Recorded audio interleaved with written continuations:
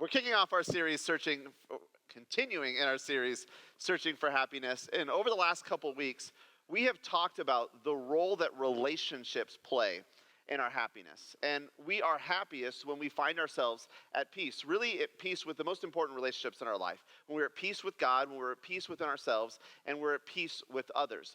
And really that's the central core to being happy people, not to experience happiness for a moment, but to experience sustained happiness over the course of our lives. And it's really different. That way of thinking is different than many of us go about and we process and think about happiness and where it comes from. What a lot of us believe is that happiness is a byproduct of some of the things that we have, that if we have enough stuff or if we have enough resources or money, we can go out and buy the stuff that we want to bring happiness. But this is kind of what we said in week one, and we're kind of keeping throughout the series, is that happiness is more about who than what. That happiness has more to do with who we are with than what we have. That no amount of stuff will actually bring the happiness that we're after. Now, if you weren't here for one of the first 2 weeks of this series, I would encourage you to go online to lakesawyerchurch.org/messages, and you can check out all of the messages in the series so far, or anything else we've talked about over the last year and some change. But I think watching the first two messages, if you missed one of them, will really help kind of get you caught up and get you in a framework of some of the stuff we're going to be talking about over the next couple weeks of the series. This morning, we're going to be looking at pleasure. And the reality is that so many of us believe that pleasure can be one of those things that brings about happiness, that we fill our lives in search of pleasure, thinking if we have enough pleasure in our lives, then we'll have the thing that we really need to be happy. But what so many of us find, and I think this is really a universal thing, because all of us in different capacities search after some pleasure in life. And I think what we find is in that pursuit, as we go after those things, ultimately they leave us longing for more, that they don't actually bring us the very thing that we're searching for. Like when we pursue pleasure, we don't find sustained happiness. Often what we find is hurt. That when we pursue pleasure in our lives, what we end up doing is we end up hurting ourselves and we end up hurting the people that we love the most. That is sort of the common experience as we make pleasure a priority in our lives. Now the thing is, this isn't just true for us. This is something that happens pretty much to everyone. It's the universal human condition. This past week, a celebrity kind of shared a little bit about his own journey, his own pursuit of pleasure, and how, like us, it didn't ultimately lead to what he hoped it would lead to. Now, some of you may know who this guy is. Does everyone know who this is? Yes. This is Justin Bieber. And the Biebs, as I like to call him, you know, he's a popular guy around our house. Justin Bieber is, if you don't know who he is, let me just tell you a little bit about his story. At age 13, there was a video of him showing off really his immense talent that hit YouTube. And overnight, he became a sensation, an internet sensation. He went from relative obscurity growing up in a small town in Canada to suddenly all across the world, people were showing up by the tens and hundreds of thousands to watch him perform in these concerts. He kind of like went from nothing to something and had all the resources, all the money, everything in the world was at his fingertips. And like so many of us, what Justin realized is that when you pursue these things, maybe you get pleasure, maybe you get happiness for a moment, but it doesn't lead to the kind of sustained happiness that all of us want in our lives. In this past week, Justin went to Instagram to share a little bit about his story, about his journey, and I wanted to share some of that with you guys this morning. This is what he says. He says, you see, I have a lot of money, clothes, cars, accolades, achievements, awards, and I was still unfulfilled. Like Justin's saying, like I had like everything the world could offer.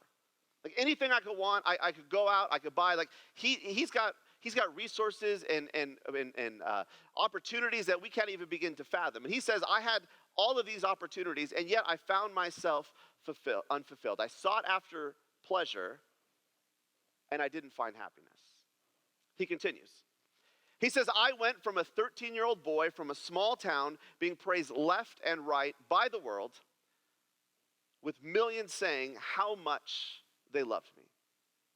Like, I can't even begin to imagine what this experience would be like. And I think sometimes we're very quick to like make fun of some of these celebrities, but But imagine yourself as a 13-year-old and going from like your neighbor knows your name to then suddenly you can't go anywhere in the world that people not only know your name but are trying to get your picture, trying to get something from you. Like this is his experience from nothing to something overnight. He continues. He says, by the time I was 18, I had no skills in the real world. Everyone had done everything for him. All he could do was play instruments and sing, with millions of dollars and access to whatever I wanted. Like again, he wants it, he buys it.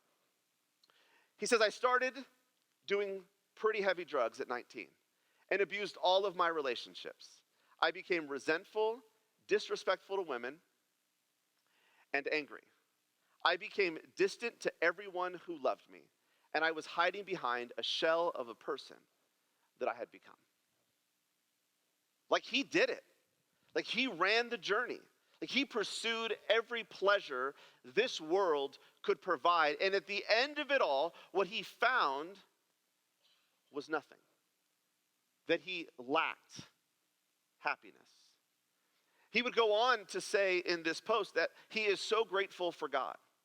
That God brought people around him, people who cared about him, people who loved him for who he was, not for what they could get from him.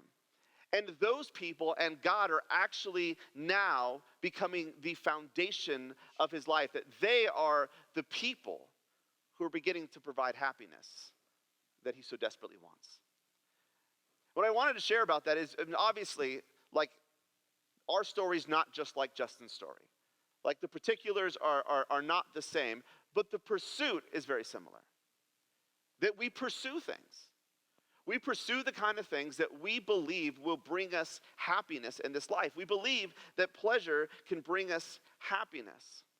But when he got to the end of that rope, like many of us do in different ways, what he found, it was ultimately God and relationships with people that were serving as his foundation. And I know some of us can relate to that because we've been down the pleasure road. And we found that has led to hurt and to pain. That it has hurt some of the people that we are closest to. And we know that there's got to be a better way. There's got to be a better pursuit than pleasure. You see, this story isn't just a story that is unique to us. It's not just a story that's unique to our time. This is a story that is found really in the Bible itself. That this is something that people from the very beginning have been struggling with. And I actually want to share one of those stories with you this morning. And if you grew up in church, or been around church for a while, you definitely have heard this story before. But even if this is your first week in here, this is one of those stories that you may know. It's a story of a wayward son. Sometimes it's referred to as the story of a prodigal son. It's about a son who runs off and pursues pleasure in his life. This is what we read beginning in Luke chapter 15. The younger one said to his father, "Father, give me my share of the estate."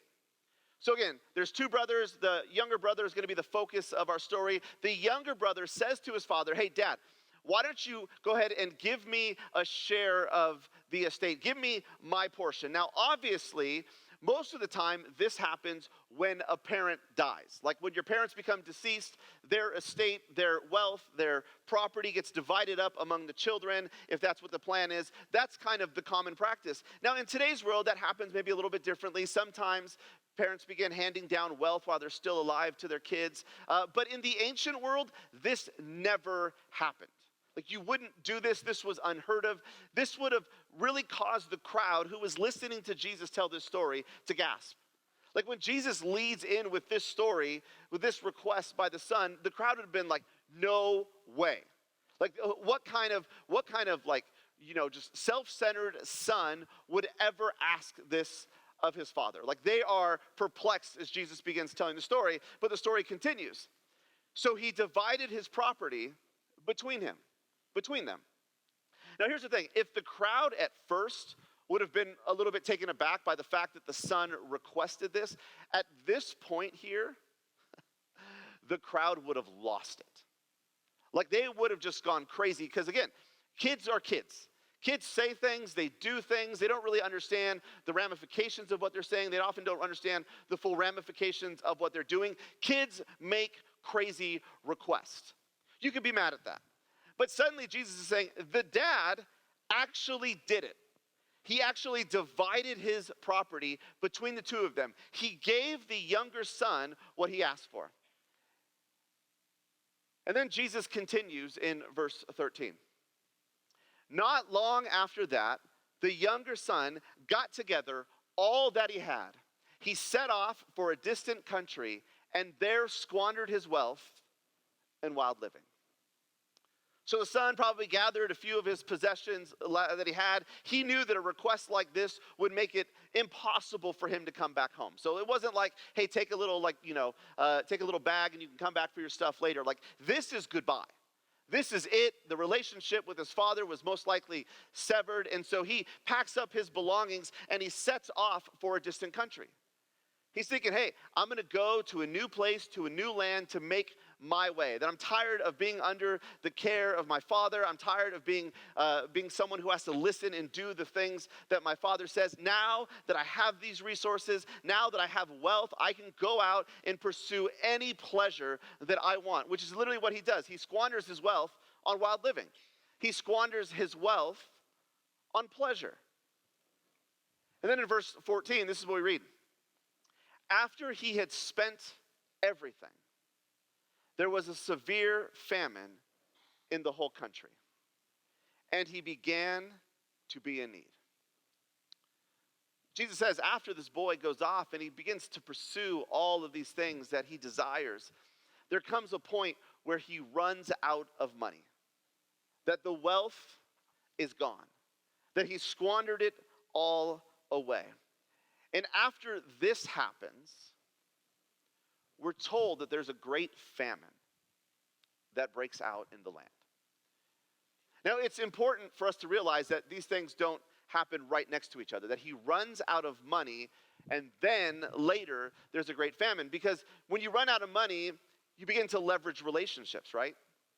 And I'm sure this guy, he started to go to some of his friends, some of his people. These were kind of the people in his life now in the absence of his family that would bridge some of the gaps, that would help make sure he had some food, help make sure he probably got to pursue a little bit of the pleasure that he had become used to. But then a famine hits the land.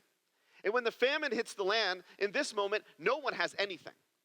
Like, food resources are incredibly difficult to come by. And so now it's not like he's broke. It's not like he's wanting. Everyone that he surrounded himself with, everyone in the land was wanting for more. He had run out of food and he had run out of friends. He had nowhere to go, nowhere to turn, no pleasure in his life left to pursue.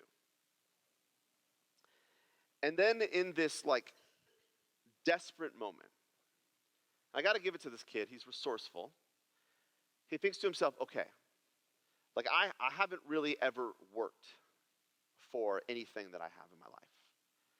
And so maybe now, maybe I'll go get a job. If I get a job, then I can take whatever little money that I have and actually use it to buy whatever little bit of food I can get my hands on. Again, food's a scarcity around here. It's not easily to grab a hold of. But this guy thinks, okay, I'm going to get a job and I'm going to go buy some food. And when you're in a famine and when the economy isn't booming, jobs are hard to come by. And so the Bible tells us the only job this son could get was actually a job feeding pigs, which is not a job that anyone wants. It's definitely not a job that a Jewish person would want, but none of us today would be dream job, feeding pigs. Let's be honest. It's a dirty profession. It's pigs are nasty. They make really good bacon. But outside of that, no one wants anything to do with pigs. And this kid, this young kid, ends up having to get a job feeding pigs. And so he probably, like many of us, shows up to work every day, does what he's required to do, gets paid a little bit, tries to go out and buy some food, maybe feed himself. And over time, it's just not enough. It's just not enough. The money he's making, the food he's able to get, maybe he has enough money, but it's just not enough food available. And the text tells us that he starts to look at the pig's food and thinks, that looks amazing. Now, you have to be in a pretty bad place to look at pig slop and think, That's what I want to eat. My family and I, we've always had dogs. We're kind of a dog family. And we had a black lab named Bosley, and we loved this dog so much. We probably loved him a little more than you should love a dog. We took care of him probably more than you probably should take care of a dog. Like most people either think dogs go everywhere with you in your purse or they belong outside. And we were kind of like, when you have a big lab, they should go with you in a purse or a backpack or whatever. But we cared so much about this dog, which meant we spent money. And so we didn't want to just buy him, food with fillers and all that. So we spent money on good food. And we thought with good food, it's going to help him be strong. It's going to help his brain function and form and all this stuff. So we spent a lot of money on really good food. Now, at no point in my life did I look at his food and think, I want that. At one point, my children dared me to eat a kernel of his food. Is it called a kernel? Whatever. A pebble, a thing, a circular disc of his food. And I'm always down for a good dare, so I thought okay, I'll eat some dog food. So I reached down, I grabbed a handful of dog food, threw it in my mouth, and guess what? It was awful. It's no one. If you've ever eaten dog food, you know. But here's the thing, that's literally where this kid is at. Like he's looking at pet food, and he's thinking, this is going to be a treat. That this is going to be amazing. The kid has obviously lost his mind, because we know this because what we read in verse 17. When he came to his senses, like when he realized, oh, I'm about to eat pig food. When he came to his senses, he said, how many of my father's hired servants have food to spare? And I am here starving to death. He's like, look, my dad's servants, they eat like kings.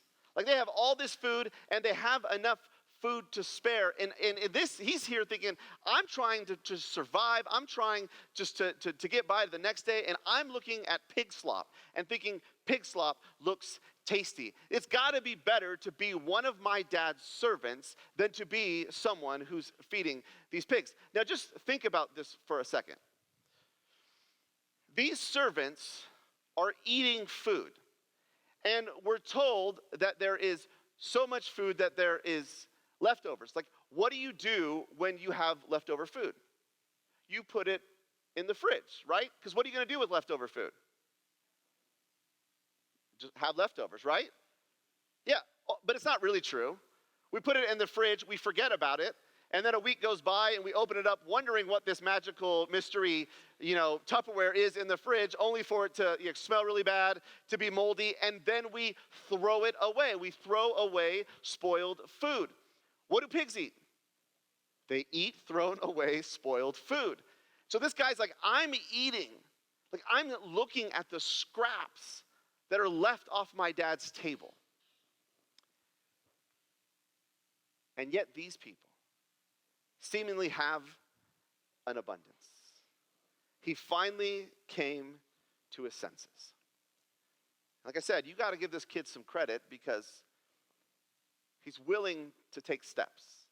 He's willing to move forward. And so he thinks, you know what, I'm going to go home. I'm going to go home. I'm going to talk to my dad. I'm going to apologize to my dad. And I'm going to ask, maybe if it's possible for me to be back into the family. This is what we read. I will set out and go back to my father and say to him, Father, I have sinned against heaven and earth, and I have sinned against you. He's decided to go home and to admit his mistake. Admit that he was wrong all along.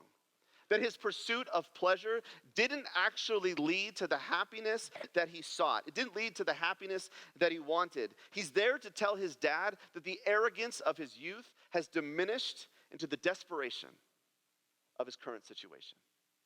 That his life has completely fallen apart.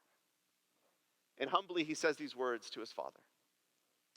I am no longer worthy to be called your son. He says, make me like one of your hired servants. He says, Dad, I have messed up. I knew when I asked that, when I asked you to divide up your property, divide up your wealth, I knew that I was out of line. But I thought if I had those resources, if I had enough money, I could go build a life for myself, a life that would bring happiness. And now he's here, and he's saying, Dad, just make me like one of your hired servants. There is no way that this kid, when he left, ever thought that he would say these words. When he left to pursue pleasure, when he left to find his own happiness, he never ever imagined he would be coming back home saying, Dad, I would just like to be one of your servants. Forget about being one of your sons. That he went out and made a life for himself, or attempted to make a life for himself. He went out thinking that he would find freedom. He went out thinking that outside of his family, he would find happiness, that no more would he be subject to their rules, to their authority. And in this moment, he's begging to come home. I mean, just think about the trajectory of this kid's story. I'm going to go make a great life for myself. Mom, Dad, you have nothing here to offer me. To now he's coming back saying, Mom, Dad, just let me come back. I'll even serve you if that's what it's going to take. This kid's life has completely fallen apart. You see, in the youngest son, he was his own worst enemy. The youngest son sabotaged his life. He sabotaged everything. He didn't get the life that he wanted, but the life that he got based off the decisions he got, that's what he was stuck with. And we do the same thing. Like when we pursue pleasure, we're actually sabotaging our own lives. And I think part of it is what was true of the son, but it's also true of us. It happens because so many of us, we mix these two words up. We mix up pleasure and happiness.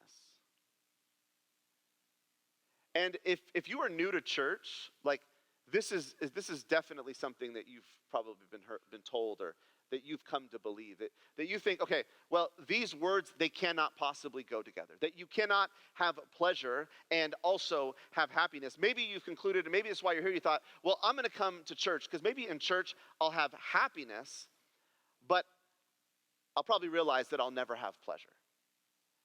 But what I would say is that's not true. That's not true, because the same God that created happiness for you and for all of us to experience and enjoy, is the same God who created pleasure. That God created both of these things for us, for our purposes, to enjoy as we surrender our lives to follow him. The problem is not pleasure. The problem is the priority of these two words. Because the truth is, a lot of us prioritize our pleasure over our happiness.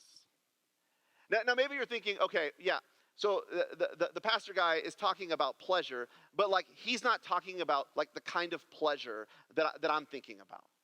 And so let's just get real for a second, real practical. God created sex. He did. He didn't create it so that we could procreate. God created sex so that we could enjoy it with one another. That's God. He created this. It's pleasure. Well, one of Jesus' first miracles was turning water into grape juice. If you're new to church, that's not really what it was. Jesus turned water into wine. Now think about this for a second. First miracle. Like, this is his chance. This is his moment. He sets the stage. This is what's going to be sort of the foundation of his ministry. And Jesus doesn't heal a person. He doesn't calm a storm. He doesn't even walk on water. He saves that to a later point in time. Jesus takes water and he turns it into wine. Why?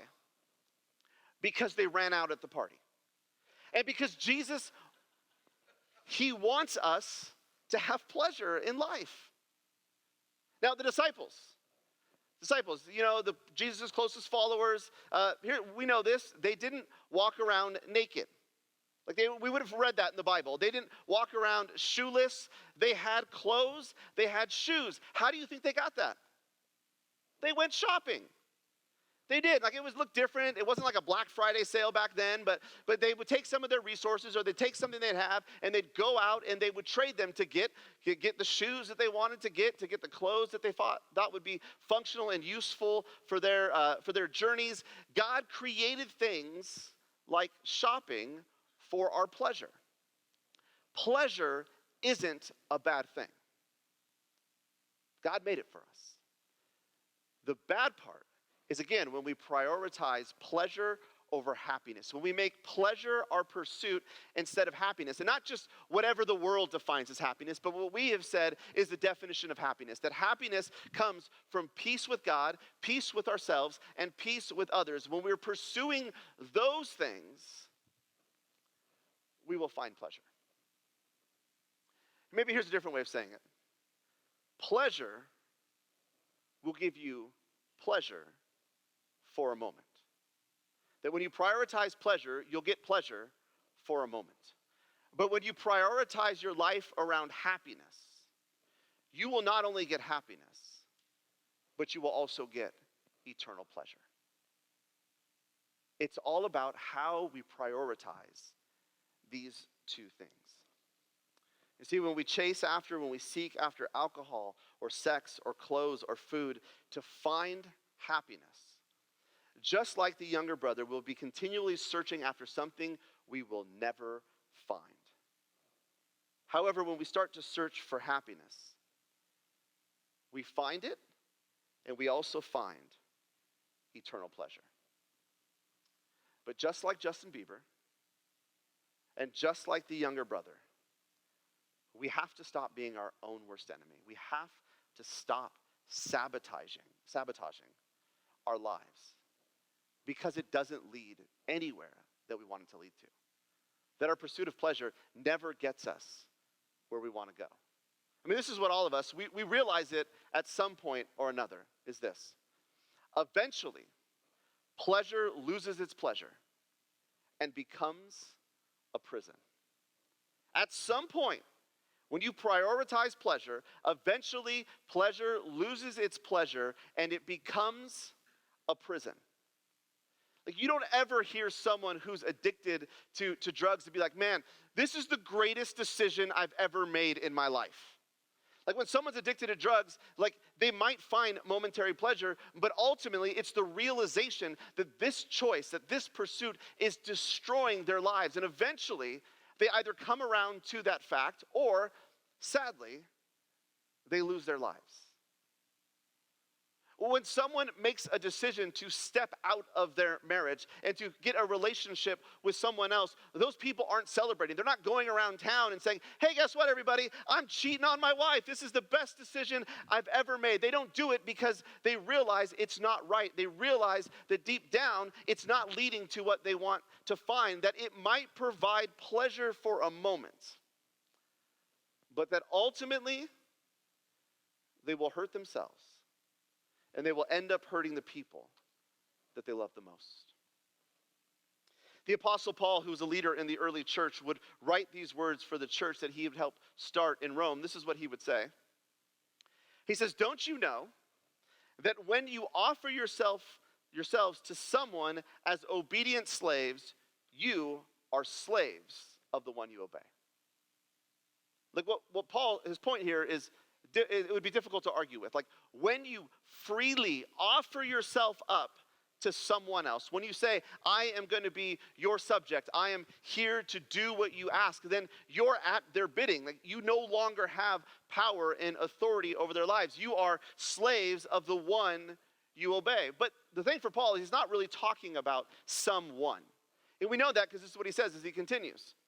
Whether you are slaves to sin, which leads to death, or to obedience, which leads to righteousness. He says, you get to choose. We all get to choose. Some of us will choose pleasure, and we'll prioritize pleasure in our lives. We'll make that the thing that we pursue, and what Paul says is ultimately that's going to lead to death. But that doesn't have to be your only choice, because some of us will choose obedience. Some of us will choose the ways of God. Some of us will choose happiness as peace with God. And what Paul says is that leads to righteousness. That leads to life. But what will we choose? And the thing is, what you've chosen to this point, especially if it's been a choice to prioritize pleasure, doesn't have to be who you are or what you choose moving forward. See, I believe one of the reasons that we choose to prioritize pleasure in our lives is because we're really trying to mask the pain within. That deep down inside of us, as we continually choose to prioritize pleasure in our lives, it's really birthed out of this truth that we are not at peace with ourselves. That we use our pleasure to cover up our pain, to cover up our hurt, to cover up our brokenness. And if that relates to you, like if you've been a part of that cycle, I know that I have in my life, where I've had pain, and so I've sought pleasure, but then the pleasure doesn't get me what I want, which leads to more pain. So I seek more pleasure, and that doesn't get me to where I want to go. It doesn't get me happiness. And so the pain compounds, and then the pursuit of pleasure has to become greater. If you have found yourself in that cycle, again, what I want you to realize is that doesn't have to be the cycle that defines you for the rest of your life. And the same letter that Paul wrote to the church in Rome, this is what he says in chapter 8. He says, the mind governed by the flesh is death, but the mind governed by the Spirit is life and peace. Paul says, if you fill your mind, if you surrender your mind to flesh, if you surrender your mind to your pursuit of pleasure in life, that's your priority, then what you're going to end up with is death. But, this is the beautiful thing, but the mind that is governed, the mind that is surrendered to the Spirit, surrendered to God, will lead to life. We talked about this last week, not just life, but life to the fullest. And notice what else it is. It leads to what? Peace. Peace with God and peace within ourselves. That when we surrender our minds and our pursuits to God, we'll find happiness, but we'll also find eternal pleasure. So as we wrap up this morning, I want to ask you a question. And before I put this question on the screen, I'm going to ask you to take a second and to think about it and to process. Because maybe right away you're going to have a snap reaction. I want you to push past that. I want you to think about this for just a moment. Here's the question. Is there a pleasure that's undermining your happiness?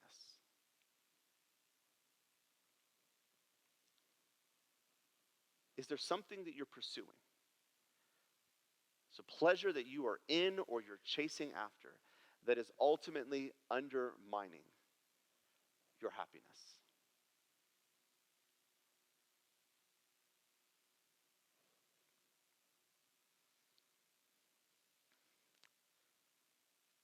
I wonder how many of us find that our pursuit of pleasure has become our prison. As we've chased after some of the things that the world says will bring you life and happiness, as we've chased after and found some of those things, how many of us have found a prison? And by that, what I really mean is, how many of you find it impossible to say no to pleasure?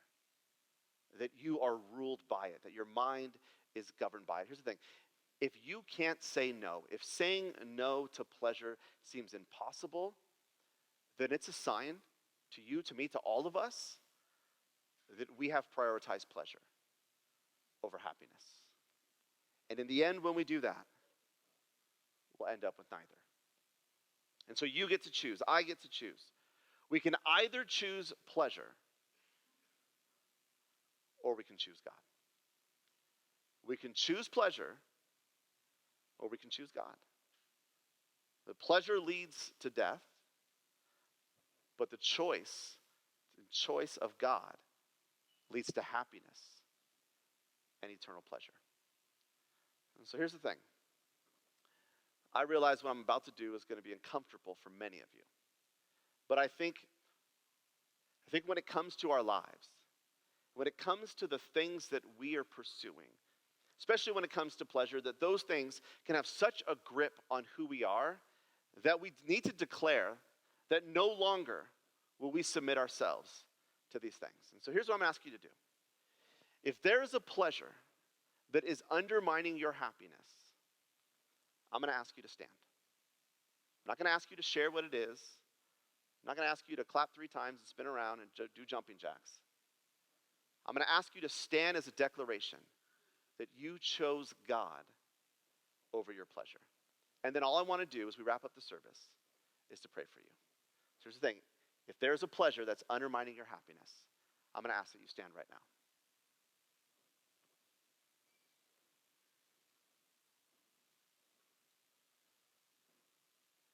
I know doing something like this can be incredibly uncomfortable. But this isn't between you and the person next to you. This is a moment with you and with God. And I want to pray for you. Would you pray with me? God, I thank you that you are a God that so desperately wants us to experience happiness. That we would be at peace with you, within ourselves, and with others. And God, as we struggle to find some of that peace, we prioritize pleasure. And God, I just am grateful for those who stand to declare that no longer will they be a slave to their pleasure, but they choose you. They choose life, they choose peace with you, and peace within. So God, I pray that you would help release them from the control of this pleasure pursuit. God, that you would allow them and give them the courage and the strength to lean into and stand firm into who you're calling them to be and the lives that you're calling them to have. I pray that they would realize that they're never alone, that they have each other, that as a church, we are here for one another. But God, even as we gather together, we do so because we know that you are here with us. And so as the days go by, I pray that they lean into that truth, that they're not alone, that you have set them free to experience life and peace. It's in your Son's name we pray. Amen.